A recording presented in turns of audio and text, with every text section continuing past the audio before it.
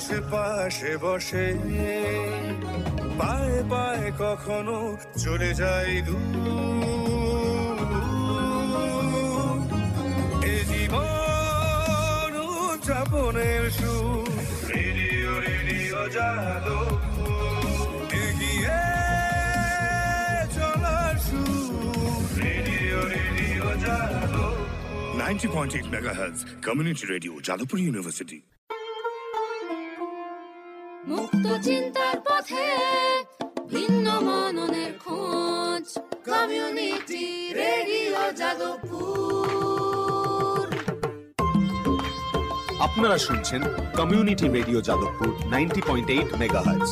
এই বেতার সম্প্রচারটি যাদবপুর বিশ্ববিদ্যালয়ের technical education quality improvement programme TEQIP-র অংশ। শুরু হচ্ছে আমাদের বিশেষ অনুষ্ঠান ম্যাটিক্স কৃষি পাঠশালা। এই অনুষ্ঠানে আমরা ভূমি সুরক্ষা এবং চাষবাসের নানান দিক নিয়ে আলোচনা করব। 90.8 কমিউনিটি রেডিও জেইউতে এই বিশেষ অনুষ্ঠান শুনবেন সপ্তাহে 3 দিন। সঙ্গে থাকবেন কৃষক এবং কৃষি বিশেষজ্ঞরা। ভারত সরকারের রাসায়নিক ও সার মন্ত্রকের উদ্যোগে এবং ম্যাটিক্স ফার্টিলাইজার অ্যান্ড কেমিক্যালস লিমিটেডের সহায়তায় অনুষ্ঠানটি সম্প্রচার করা হচ্ছে।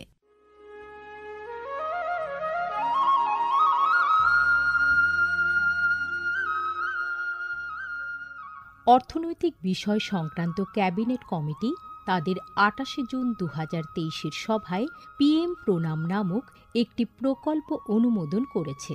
এই প্রকল্পের উদ্দেশ্য হল ধরিত্রী ও মৃত্তিকার পুনরুদ্ধার, পুষ্টি, উন্নতি সাধন এবং তা নিয়ে সচেতনতা বৃদ্ধি। গ্রামীণ স্তর থেকে শুরু করে আমাদের সকলের প্রচেষ্টা মাতৃভূমির যত্ন ও স্বাস্থ্য রক্ষার জন্য এই অনন্য পদক্ষেপকে ফলপ্রসূ করে তুলতে পারে।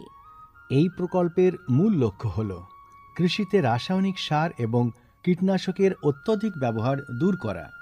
বাড়তি ফলনের জন্য সার ও কীটনাশকের অতিরিক্ত ব্যবহার মাটিকে অসুস্থ করে তুলছে, কমিয়ে দিচ্ছে তার উৎপাদন ক্ষমতা। মাটির পুষ্টি আর সুরক্ষার জন্য প্রাকৃতিক অথবা জৈব সারের ভূমি পরীক্ষা ভিত্তিক সুষম ব্যবহার করা প্রয়োজন।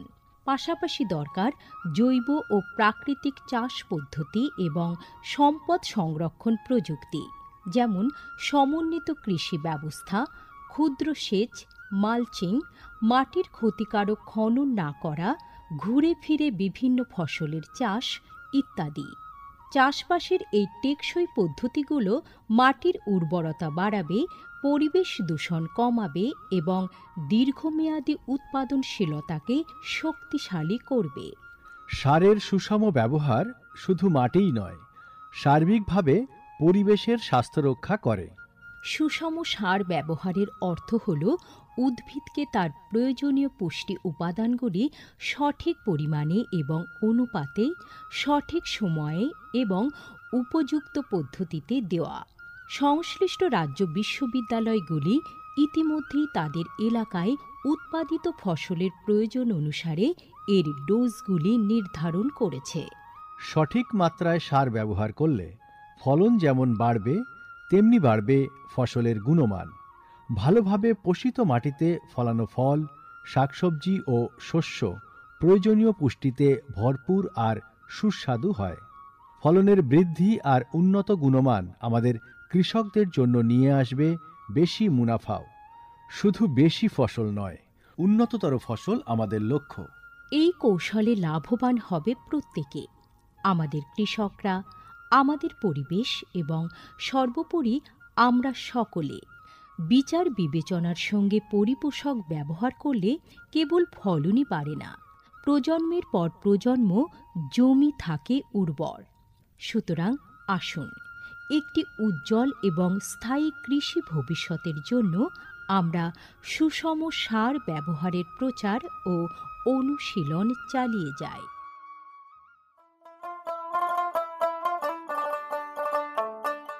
বিকশিত ভারত সংকল্প যাত্রা বা VBSY এর একটি গুরুত্বপূর্ণ অংশ হল ভারত সরকারের সার বিভাগ দ্বারা PM প্রণাম স্কিম এবং কৃষিতে ড্রোন ব্যবহারের প্রচার। সারের সুষম ব্যবহার এবং ন্যানো সারের ব্যবহার নিশ্চিত করার কাজে সার বিভাগ বিভিন্ন সংস্থা ও মানুষকে নিযুক্ত করেছে, যেমন বিভিন্ন সার উৎপাদনকারী সংস্থা, প্রধানমন্ত্রী কৃষি সমৃদ্ধি কেন্দ্র বা PMKSK-গুলি, ফিল্ড অফিসার এবং নোডাল অফিসারদের। VBSY এর একটি প্রধান দিক হল বিভিন্ন শস্য এবং গাছপালার ওপর ন্যানো এবং জল দ্রবণীয় সার স্প্রে করার কাজে ড্রোনের ব্যাপক ব্যবহার। এই উদ্যোগের ফলে 29টি রাজ্য ও কেন্দ্রশাসিত অঞ্চলের বিভিন্ন জেলায় হাজার হাজার ড্রোন প্রদর্শন হয়েছে। এই পদ্ধতিটি হাতে কলমে দেখিয়ে দেওয়ায় আধুনিক কৃষি প্রযুক্তি গ্রহণের সুবিধাগুলি মানুষের কাছে আরও স্পষ্ট ও বিশ্বাসযোগ্য হয়ে উঠেছে। এই জনসংযোগ কর্মসূচিগুলি দীর্ঘমেয়াদী কৃষি অনুশীলনের সুফল সম্পর্কে নাগরিকদের অবহিত করতে একটা বড় ভূমিকা পালন করেছে। সারা দেশ জুড়ে লক্ষাধিক দর্শক ড্রোনের প্রদর্শনী প্রত্যক্ষ করেছেন। প্রচলিত ইউরিয়ার চেয়ে ন্যানো ইউরিয়ার উপকারিতা বিষয়ে সচেতন হয়ে কৃষকরা ন্যানো সার প্রয়োগে গভীর আগ্রহ দেখিয়েছেন। এই কর্মসূচির আলাপ আলোচনায় উঠে এসেছে জৈব চাষের উপযোগিতা, যা প্রমাণ করে চাষের এই সব অনুশীলনগুলি নিয়ে কৃষকদের সচেতনতা। উৎসাহী কৃষকরা কৃষিতে ড্রোন প্রযুক্তির বিষয়ে আগ্রহ প্রকাশ করেছেন। এই আধুনিক কৌশলগুলির অর্থনৈতিক কার্যকারিতা কৃষকদের নতুন দিশা দেখিয়েছে, কৃষিতে এক স্থায়ী এবং সাশ্রয়ী পদ্ধতির পথ প্রশস্ত করেছে। মাননীয় প্রধানমন্ত্রী মহিলা কিষাণ ড্রোন কেন্দ্র চালু করেছেন। এটি মহিলা স্বনির্ভর গোষ্ঠীগুলিকে ড্রোন সরবরাহ করবে, যাতে তারা এই প্রযুক্তি ব্যবহার করে জীবিকা নির্বাহ করতে পারে। VBSY প্রোগ্রামের রূপায়ণে PMKSK-গুলি সক্রিয় ভূমিকা পালন করছে। একে অপরের সঙ্গে এই সহযোগিতাই আমাদের পাথেয়। বিকশিত ভারত সংকল্প যাত্রা শুধু একটি যাত্রা নয়, এটি ভারতীয় কৃষির দীর্ঘমেয়াদী এবং প্রযুক্তিগতভাবে উন্নত ভবিষ্যতের দিকে একটি গুরুত্বপূর্ণ পদক্ষেপ। যাত্রাপথে এটি জাতির কৃষিকে সম্পূর্ণ পুনর্নির্মাণ করা, উদ্ভাবনকে উৎসাহিত করা এবং সবার জন্য একটি সবুজ, আরও সমৃদ্ধ ভবিষ্যৎ নিশ্চিত করায় অঙ্গীকারবদ্ধ।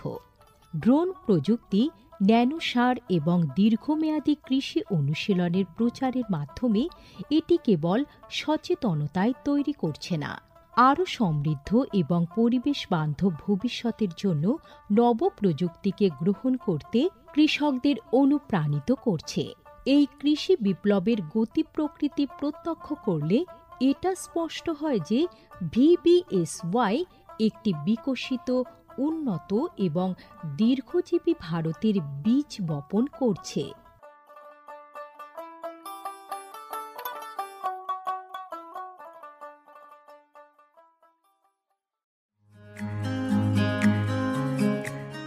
ভারতের যে সার কোম্পানিগুলি সবচেয়ে দ্রুত গতিতে বৃদ্ধি পাচ্ছে, ম্যাটিক্স ফার্টিলাইজার্স অ্যান্ড কেমিক্যালস লিমিটেড তার মধ্যে অন্যতম। পশ্চিমবঙ্গের পানাগড়ে অবস্থিত তাদের কারখানায় বছরে 12.5 লক্ষ টনের ওপর ইউরিয়া সার উৎপাদন হয়। ভারত সরকারের গ্রিনফিল্ড প্রজেক্ট হিসেবে স্বীকৃত এই কারখানায় তৈরি হয় ডক্টর ফসল। ইতিমধ্যেই যা পূর্ব ভারতের সর্বাধিক বিক্রিত ইউরিয়া সার হয়ে উঠেছে। কৃষি উন্নয়ন ও ভূমি সুরক্ষা, ক্ষুধা, অপুষ্টি ও দারিদ্র্য দূরীকরণ, গ্রামীণ এলাকা ও বস্তি উন্নয়ন, লিঙ্গ সাম্য, পরিবেশ, স্বাস্থ্য, শিক্ষা ইত্যাদি নানান বিষয়ের উপর জোর দেয় ম্যাটিক্সের CSR প্রকল্পগুলি। ম্যাটিক্স এক সবুজ ভবিষ্যতের অঙ্গীকার। ম্যাটিক্স কৃষি পাঠশালার আজকের পর্ব আমরা শুরু করছি। আজকের পর্বের বিষয় ভারতীয় কৃষিতে সংরক্ষণশীল কৃষির গুরুত্ব এবং প্রয়োজনীয়তা। এ বিষয়ে আলোচনা করার জন্য আজ স্টুডিওতে উপস্থিত আছেন কৃষিবিদ এবং শস্য বিজ্ঞান বিশেষজ্ঞ, সিস্টার নিবেদিতা বিশ্ববিদ্যালয়ের অধ্যাপক ডক্টর বিশ্বপতি সিনহা। আপনাকে স্বাগত জানাচ্ছি আমাদের আজকের এই পর্বে। ধন্যবাদ। আজকে তো আমরা বিষয় রেখেছি যে ভারতীয় কৃষিতে সংরক্ষণশীল কৃষির গুরুত্ব এবং প্রয়োজনীয়তা। তো প্রথমেই একটু ছোট্ট করে আপনার থেকে জানতে চাইব যে এই যে সংরক্ষণশীল কৃষি আমরা বলছি, এই বিষয়টা কি?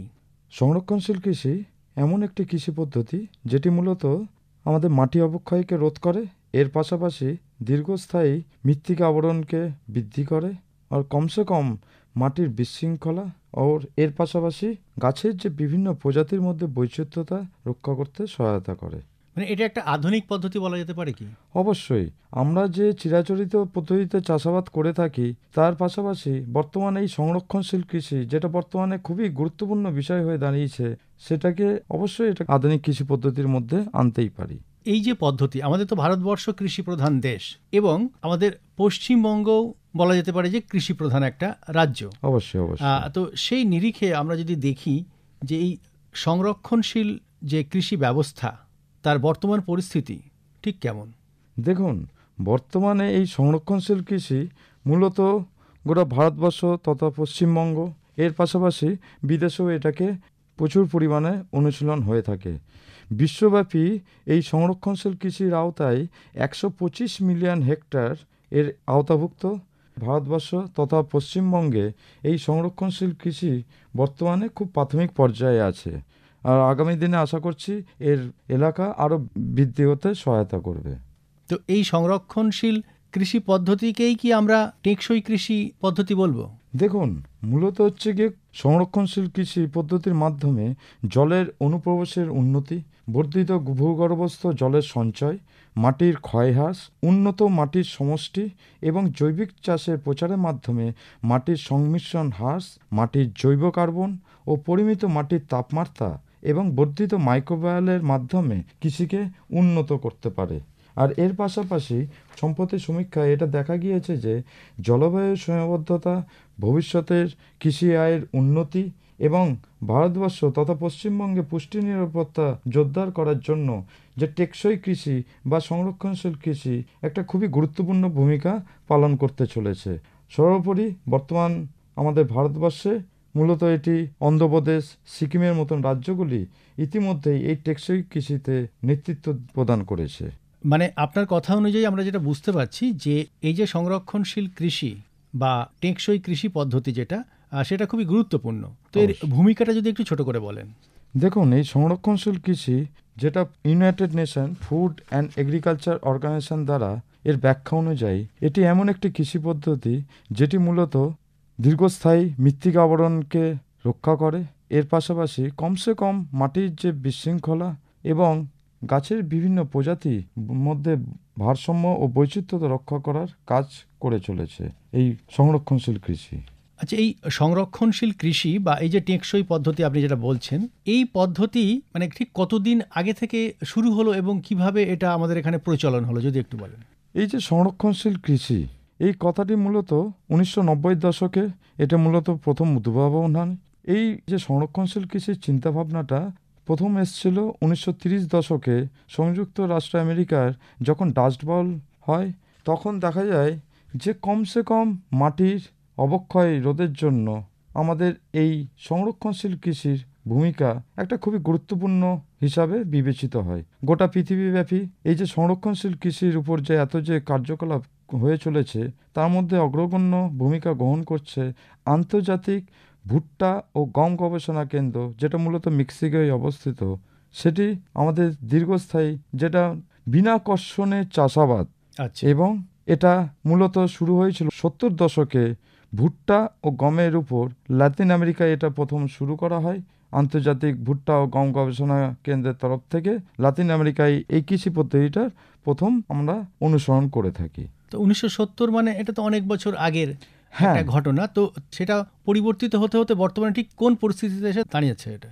দেখুন, বর্তমানে যেটা আমরা সংরক্ষণশীল কৃষি বলে থাকি, এই যে আমাদের মানুষের মধ্যে যে রোগের যে প্রকোপ বেড়েছে, এর পাশাপাশি যে বিশ্ব উষ্ণায়ন, এই বিশ্ব উষ্ণায়ন বিভিন্নভাবে যে জলের যে আমরা দূষণ, বায়ু দূষণ, জল দূষণ, পাশাপাশি যে পরিবেশ বান্ধব যে আমরা একটা ভারসাম্য বজায় রেখে যে কৃষি পদ্ধতি আলোচনা করব, সেটাই হচ্ছে গিয়ে সংরক্ষণশীল কৃষি। আচ্ছা। 70 দশকে যখন এটা শুরু হয়, এর পাশাপাশি যখন বৃদ্ধি পেতে পেতে 1990 দশকে, তার পরবর্তীকালে আমরা যে এই যে 21st সেঞ্চুরিতে 21 শতকে যে আমরা দাঁড়িয়ে আছি, বর্তমানে সংরক্ষণশীল কৃষি ভারতবর্ষের বিভিন্ন রাজ্যে এটারকে প্র্যাকটিস করা হয়, অনুশীলন করা হয়। আমাদের পশ্চিমবঙ্গে মূলত দক্ষিণবঙ্গ ও উত্তরবঙ্গের বিভিন্ন জেলাতে এই সংরক্ষণশীল কৃষি নিয়ে বিরাট এক কর্মকাণ্ড হয়ে চলেছে। আর আগামী দিনে এই পশ্চিমবঙ্গে সংরক্ষণশীল কৃষির আওতায় এক বিশাল বড় এলাকা অন্তর্ভুক্ত হতে চলেছে, যেটি মূলত আমরা বিনা কর্ষণে ধান চাষ, বিনা কর্ষণে গম চাষ, বিনা কর্ষণে ভুট্টা চাষ, বিনা কর্ষণে পাট চাষ, এগুলো আমরা কৃষকদেরকে সবসময় উৎসাহ দিয়ে থাকি। আচ্ছা, তাহলে এই সংরক্ষণশীল কৃষি আমাদের কৃষির জন্য, আমাদের জন্য, মানে সর্বোপরি পৃথিবীর সবার জন্য কিন্তু বেশ গুরুত্বপূর্ণ। অবশ্যই এই যে সংরক্ষণশীল কৃষি, যেটা মূলত প্রাকৃতিক জৈবিক প্রক্রিয়াকে ত্বরান্বিত করা ও জীববৈচিত্র্যের মধ্যে ভারসাম্য বজায় রাখা, মাটির উপর এবং নিচের স্তরের মাটির মধ্যে এক শৃঙ্খলা প্রদান করা, যেটি মূলত আমাদের ভূগর্ভস্থ জল বৃদ্ধিতে ও বিভিন্ন যে গাছের যে পুষ্টি ও খাদ্য ব্যবহারের দক্ষতাটাকে বৃদ্ধি করতে সহায়তা করে। আর এর পাশাপাশি দীর্ঘস্থায়ী শস্য উৎপাদন প্রক্রিয়াটাকে আমরা ত্বরান্বিত করতে পারি। কৃষক বন্ধুরা কিভাবে এটাকে হাতে কলমে নিজেরা করবেন সেটা যদি একটু বলেন। কৃষক বন্ধুদের আমি একটাই অনুরোধ করব, এই যে সংরক্ষণশীল কৃষি, বর্তমানে আপনারা তো বিভিন্ন ট্রাক্টর দিয়ে আপনারা চাষাবাদ করে থাকেন, ট্রাক্টর দিয়ে, আর এর পাশাপাশি বর্তমানে এখন শ্রমিকের যে অভাব, সেই অভাবকে দূর করার জন্য, আর এর পাশাপাশি আমাদের সবসময় মাথায় রাখতে হবে আমাদের যে মাটি, যে মাটি থেকে মূলত আমাদের কৃষিকার্যটা আমাদের পরিচালনা করা হয়, আমাদের সম্পদ, এই মাটির এই যে গুরুত্বপূর্ণ যে সম্পদটাকে আমাদের রক্ষা করতে হবে। কেন মাটি যদি না থাকে আমরা এই কৃষি প্রক্রিয়াটাকে আরও ভবিষ্যতে এগিয়ে নিয়ে যেতে পারবো না। সুতরাং এই মাটির স্বাস্থ্যটাকে আমরা কিভাবে রক্ষা করব, আর এর পাশাপাশি যে আমরা যে চিরাচরিতভাবে যে আমরা ট্রাক্টর দ্বারা চাষাবাদ করে থাকি, সেই প্রক্রিয়াটাকে আমরা কিভাবে কম করব। কেন ট্রাক্টর দ্বারা চাষ করার ফলে আমাদের বিভিন্নভাবে আমাদের বায়ু দূষণ হচ্ছে, মাটির স্বাস্থ্য অবক্ষয় হচ্ছে। এই যে প্রক্রিয়াটা, এই প্রক্রিয়াটার থেকে আমরা বেরিয়ে আসতে চাইছি। কেননা বর্তমানে কৃষক বন্ধুদেরও যাতে অর্থনৈতিক দিকটাও আমাদের চিন্তাভাবনা করতে হবে, যাতে তারা দীর্ঘস্থায়ী লাভ পায়। আর এর পাশাপাশি যে কৃষক বন্ধুরা যারা কিনা সবসময় যে ট্রাক্টর দিয়ে চাষাবাদ করে থাকেন, তারা যদি এই সংরক্ষণশীল কৃষি, যেখানে আমরা মূলত বিনা কর্ষণে দেখুন আজকের সময় যে বিনা কর্ষণে যে চাষাবাদ, এটা মূলত আমাদের বিভিন্নভাবে বিভিন্ন জায়গায় পশ্চিমবঙ্গে ডিপার্টমেন্ট অফ এগ্রিকালচারের সহযোগিতায় পশ্চিমবঙ্গের বিভিন্ন জেলায় এটি সর্ববৃহৎ এলাকা জুড়ে এক বিশাল কর্মকাণ্ড চলছে। কিভাবে বিনা কর্ষণে চাষটা করা যাবে? বিনা কর্ষণে চাষাবাদের মধ্যে আমরা যেটাকে মূলত আমরা ব্যবহার করে থাকি যে ডাইরেক্ট সিড। আচ্ছা, যে আমরা যে চিরাচরিত ধান চাষটা করে থাকি, বীজতলায় যে ধান চাষ, তারপরে আমরা ওটাকে আমরা মূল জমিতে রোপণ করি। এই ক্ষেত্রে আমরা কি করব, আমরা ডাইরেক্ট জমিতে হচ্ছে গিয়ে ধানের বীজটা আমরা ফেলবো। আচ্ছা, কিসের মাধ্যমে ফেলবো?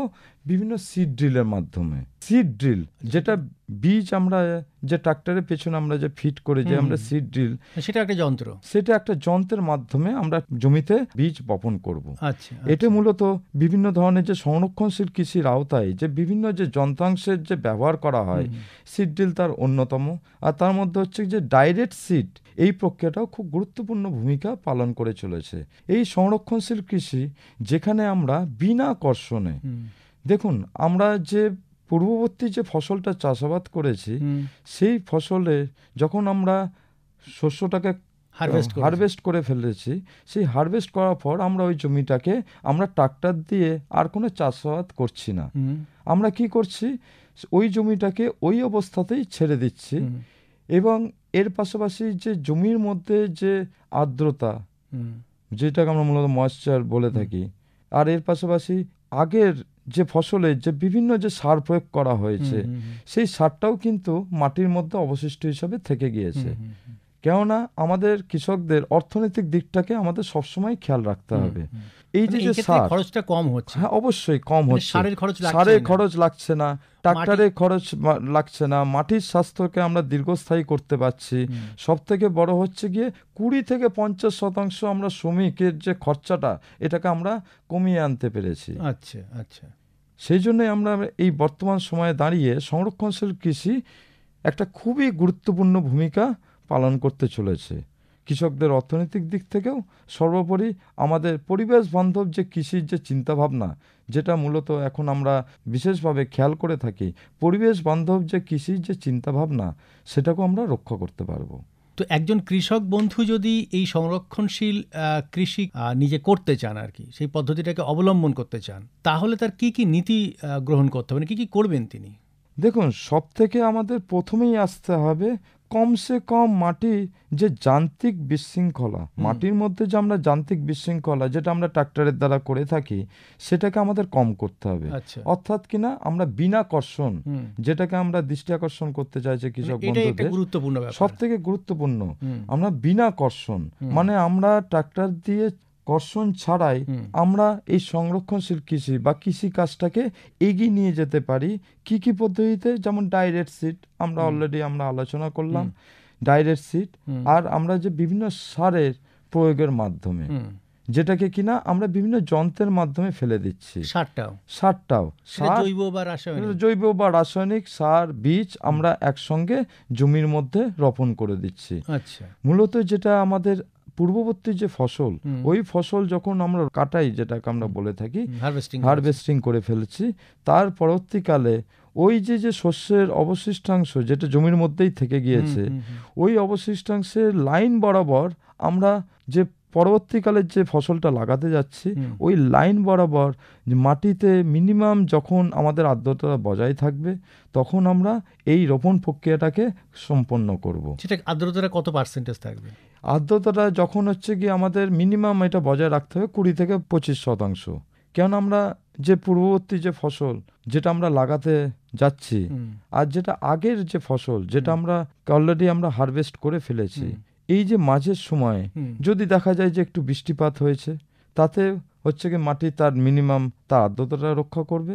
যদি বৃষ্টিপাত একান্ত যদি নাই হয়ে থাকে, তাহলে আমরা কৃষক বন্ধুদের অনুরোধ করব তারা যেন একটা সেচ দেয় জমিতে, একটা হালকা একটা সেচ দিয়ে জমিটার, আর সব থেকে ভালো হয় যদি জমির চারপাশে উঁচু একটা আল বেঁধে দিয়ে যদি সেচটাকে দেয়া হয়, জলটাকে ধরে রাখার জন্য। জলটাকে ধরে রাখা অবস্থায় 2 থেকে 3 দিন আমরা জমিটাকে ছেড়ে দেব। এর ফলে কি জমির মধ্যে ওই যে জলবদ্ধ অবস্থায় আমরা যে মাটিটা নরম হয়ে যাচ্ছে, তার এই 3-4 দিন পরেই আমরা কৃষি প্রক্রিয়াটাকে, যে পরবর্তী যে ফসল লাগাতে যাচ্ছি, সেই ফসলটাকে আমরা রোপণ প্রক্রিয়া সম্পন্ন করব। আর এর পাশাপাশি যে দীর্ঘস্থায়ী মাটির মধ্যে যে জৈবিক যে আস্তরণ, সেটাকে আমরা রক্ষা করব কিভাবে? যে এই যে আমরা আলোচনা করলাম বিভিন্ন যে ফসলে অবশিষ্টাংশ, যেটাকে আমরা রেসিডিউ বলে থাকি, ফসলের ধানের খড় বা নাড়ি থাকছে বা আটিগুলো যেগুলো আমরা থেকে যাচ্ছে, এই যে অবশিষ্টাংশ সেটা আমাদের মাটির মধ্যেই থাকছে। ওই অবশিষ্টাংশটা যখন জলের মাধ্যমে, জল, বায়ু, সূর্য, এই যে রোদের মাধ্যমে ওই অবশিষ্টাংশটা মাটির মধ্যে মিশে যাচ্ছে। এর ফলে কি মাটির আমাদের যে জৈবিক যে প্রক্রিয়াটাকে আমরা এটাকে সহায়তা করতে পারছি। আর এর পাশাপাশি যে বিভিন্ন যে মাইক্রোবিয়াল অ্যাক্টিভিটি, অণুজীবদের যে আমাদের অ্যাক্টিভিটি যেটা থাকে মাটির মধ্যে, সেই প্রক্রিয়াটাকেও আমরা ত্বরান্বিত করতে পারছি। আর এর পাশাপাশি যেমন আমরা শস্যের অবশিষ্টাংশ বা আমরা যেটা কভার ক্রপ বা আবরণ ফসল হিসাবে ঢেকে দেওয়ার জন্য, যেমন পালস ক্রপ, আপনি আমাদের যে মূলত ডাল জাতীয় শস্য, যেটা মূলত আমাদের পুরো জমিটাকে একটা কভার, আস্তরণের একটা চাদর একটা দিয়ে দেবে, সেই ধরনের আমরা কভার ক্রপকে আমরা কৃষক বন্ধুদের বলবো যাতে তারা এই প্রক্রিয়াটাকে অনুসরণ করে। আর সর্বোপরি যে বিভিন্ন যে প্রজাতি, দেখুন আমরা যে বিভিন্ন যে চাষাবাদ করে থাকি, ধান, গম, ভুট্টা, ডাল, বিভিন্ন ধরনের যে সবজি, এর পাশাপাশি যে ফল, এই যে বিভিন্ন ধরনের যে প্রজাতির যে গাছপালা, সেই বৈচিত্র্যতাটাও আমরা রক্ষা করতে পারি।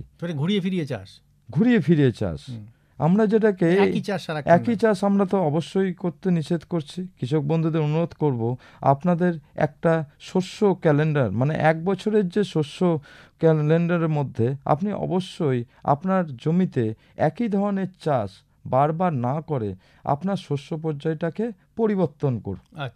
আর অবশ্যই ডাল জাতীয় শস্য আপনার এই শস্য পর্যায়ক্রমে অন্তর্ভুক্ত করুন, যেটি মূলত আমাদের মাটির মধ্যে যেটা নাইট্রোজেন ফিক্সেশন প্রক্রিয়াকে ত্বরান্বিত করবে। এর পাশাপাশি মাটির স্বাস্থ্য উর্বরতা বৃদ্ধি, মাটির মধ্যে জৈবিক প্রক্রিয়া ত্বরান্বিত করা, বিভিন্ন অণুজীবদের যে অ্যাক্টিভিটি, এর পাশাপাশি যে কেঁচো, সব থেকে আমাদের গুরুত্বপূর্ণ বন্ধু যে কেঁচো, কৃষক বন্ধু, সেই কেঁচোকেও আমরা রক্ষা করতে পারবো এই সংরক্ষণশীল কৃষির মাধ্যমে।